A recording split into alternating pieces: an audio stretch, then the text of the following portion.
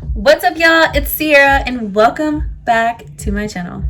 I am so ready to get into this video today because we are going to be talking about something exciting. Round of applause. I'm just kidding. We're going to be talking about bottle service. Yes, the life of being a bottle girl. We're going to get all into the tea. I'm going to tell you guys everything about it.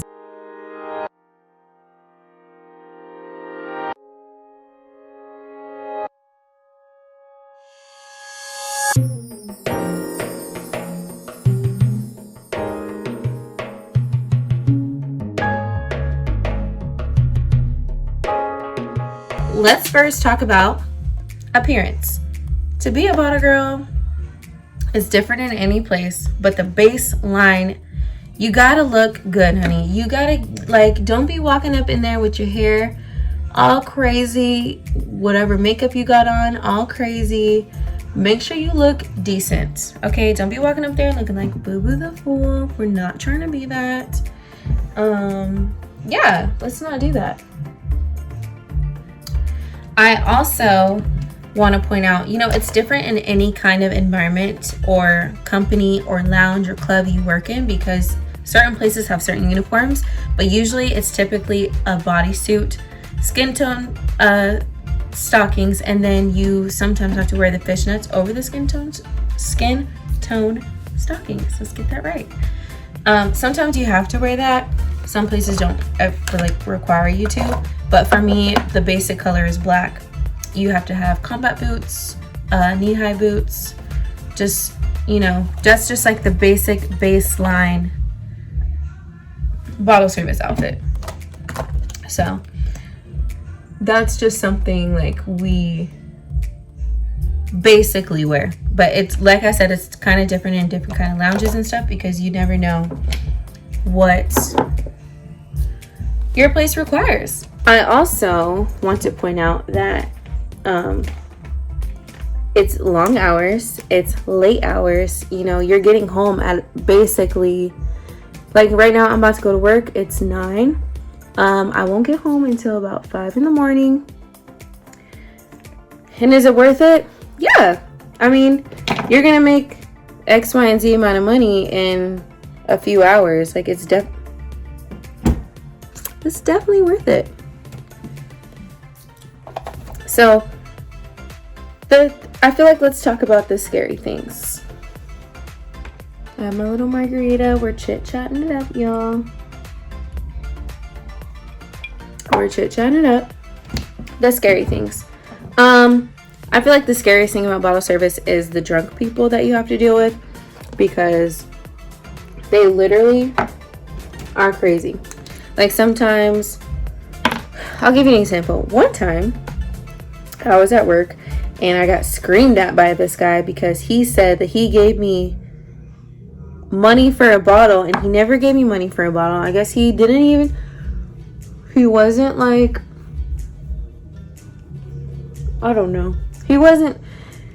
I don't know if he was fully drunk, but he was drunk enough to the point where he forgot that he didn't give me money, and then came back to the where we all get the bottles and stuff, which he's not allowed to be back there. He came back there and literally started cussing me out. And y'all know, I don't know if you know or you don't know, I do not cuss. I do not cuss at all. I've only ever said one cuss word in my life, and it was an accident. And I felt so bad after. So for somebody to cuss me out like that, I'm big on that. Do not disrespect me with your words. There's different ways you can say something to me. So I just feel like that's one of the scary things, is dealing with drunk people, because you don't know how they're going to act. And some people feel so entitled. I'm like, listen, I'm at work. Whatever you got going on, honey, let's just talk about it, because you are not finna come back here and cuss me out. That's another thing. One other thing is men are, especially when they're drunk, they get all this little touchy-feely. Do not allow some man to disrespect you like that. Do not allow anybody to do that to you, because even though they're drunk, that's still disrespectful. Don't even allow that to happen, because people feel very entitled to bottle girls. So you don't know what kind of night they're having. They're out to, you know, get drunk, have a good time. They probably just had a divorce. You never know. So just make sure that you make it known the first time, like, hey. And that's why it's so good to have security, because if anything goes wrong, which I love the place I work at, if anything ever went wrong, all I have to do is go tell him and they're out the door. So that's great to have as well. So makeup. I don't, obviously you can tell, I don't ever do this. I don't have any more of my moisturizer, so I'm trying to do what I gotta do. But like I said earlier, make sure you look decent, girl. Like, don't be out there looking all crazy. Like, a lot of places require you to wear makeup. Mine does, but I be trying to slide on through there because, you know, when I get home, I don't feel like having to do all that. I haven't done like makeup in so long, so for me to even think about putting any of this stuff on, I'm just not with it. But most places are going to require you to wear makeup, just so you know. It's just how it goes, I guess. I'm not really a big fan, but it's true. So let's get into the things that you really want to know about, which is the money. The money is amazing. You can go to work, like I said, for how many hours do I work? 10, 11, 12, 1, 2, 3, 4. So I work 6 hours. I can make up to $1,000 in one night. I don't even know if I should be telling you. No, I'm just kidding. I'm trying to be as transparent as it gets, because a lot of people look at bottle service and get scared. But it's really worth it if you put the work in. And I'm not gonna lie, it's a lot of work. Having to memorize probably 6 orders at a time, you know, doing this and that, running around. Somebody needs water, somebody wants a hookah, somebody wants this, somebody, like, some places do have their own hookah girls, but the place I work at, we don't. So I gotta do hookah, bottles, drinks. It's a lot of work. So whenever you're stopping me for something, you know, it's hard to try not to get annoyed.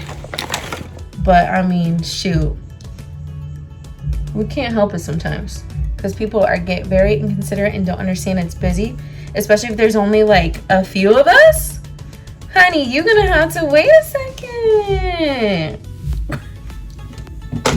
People be really getting on my nerves. Like, you just asked me for hookah 5 minutes ago. It's not gonna, there's a lot of people in this place. You think you're the only one that ordered hookah?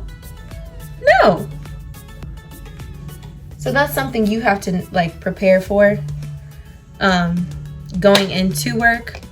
You know, it's gonna get busy, and when it does get busy, it's slammed. And you got it, like, we're moving now. We're moving. And what I can say to piggyback that is try not to drink. Not even try not to drink, because bottle service, you drink. Like, it's just a known thing. You don't have to, but most people do. And that's one thing a lot of people have trouble with understanding, is to not get drunk on the job, because you want to be in your right mind. When you're drunk and you're trying to remember 6 orders at once, 6 bottle orders, 6 whatever, when you're drunk and you're trying to figure that out, well, let's just say it's not going to be cute. So try not to get drunk on the job. It's not really worth it. If you want to take a few shots, go ahead and take a few shots, but just know your limit. That's all. Let's go into a typical work day. I'm going to go through the motions from the time I get ready to the time I get to work, and we're going to go through that. So a typical starting off, I start getting ready around 8 o'clock, 8:30. I usually leave my house around 9:30, get there at 10. Sometimes I do get there a little bit early, like 9:45. It just depends, you know, if I'm rushing that day. I will usually bartend for a little bit to try to, you know, make a little bit of extra money. And then after that, I chill outside, you know, mingle with people, catch up, like, how was your week, da-da-da. It doesn't really start getting busy until around 12 o'clock, but once 12 o'clock hits, we're moving, okay? People are asking for bottles, tables, how much is a table, how much is a bottle. So for me and for every other bottle girl, I don't know if this is for every place, but for where I work at, It's easier to have the list of everything, the bottles, the hookah, everything that you need in the prices, including the tip, like the gratuity. If there's a gratuity on, if the place you work at has gratuity added to anything, I include the price, the gratuity price with the bottle price, or the hookah price with the gratuity added to it. So when they see that price, there's no surprise. They're seeing it, that's the flat rate. So when I bring you the check, that's the price that has the gratuity and the bottle and whatever with it. So if they ask for a bottle and a hookah, I'll add it up with everything in it and I'll show them. I'm like, this is how much it is. I collect the payment right away, which I feel like is best to do anyways, because you don't want no walkouts. If you have a walkout, you got to pay for it. You have to pay for it, okay? So that's just how it goes. And then whatever bottle they order, if I get 2 orders at once, I'll try to make the buckets, the chasers. You ask them whatever chasers they need. If they want some water, it's $5. If they want Red Bull, it's $5. So whatever. And whatever chasers they want, I go back, make the buckets. I put the cups, the napkins, the straws, the chasers. And if I get 1 bottle order, I'll bring out the bucket and the bottle at the same time. So I don't have to keep running back and forth. It's just easier. You kind of get the way you move whenever you learn, like whenever you go through the motions. It's just how it goes. So you got to do what works best for you. I've been serving for a while now, so I feel like doing everything that, work smart, not hard. So once you bring out the bucket with the sparklers, you do a little, you don't really got to dance, I just go like this with the bottle, set the bucket down, do it for like a few minutes. I set it down, ask anybody, all the girls, do they want a shot? If they say no, like most of the time they'll be like, no, we got it, like we'll pour it. And I'm like, okay, cool, go ahead, let's work for me. So after that, you always want to check on your tables. You probably will get another tip if you do that, because a lot of girls don't do that. I've gotten stuff for other tables and they've tipped me on top of whatever because I got it for them. So I'm so mad. I left my blush, or I lost it. I have no clue where it's at, so can't find it. So we're trying to go with what I have. It's not working. I think the best thing for you to do is stay on top of your game.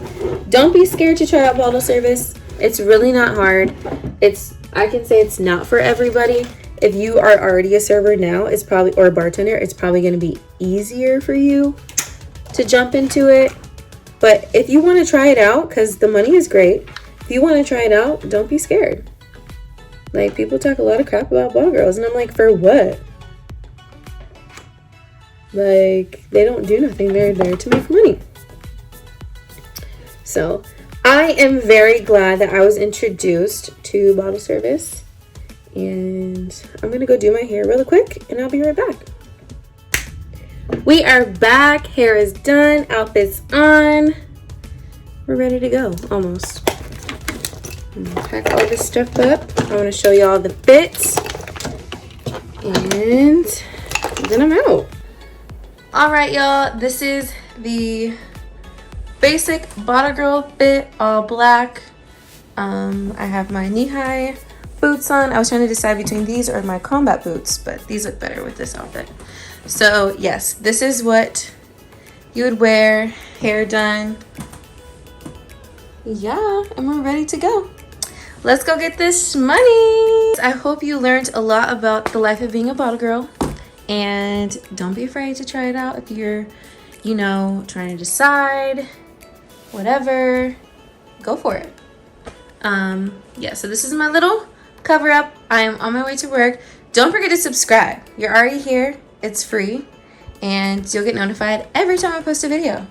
Give this video a thumbs up if you like it, and leave a comment down below if you have any questions, comments, concerns. Holla at your girl. I'll see you guys in the next video. Bye.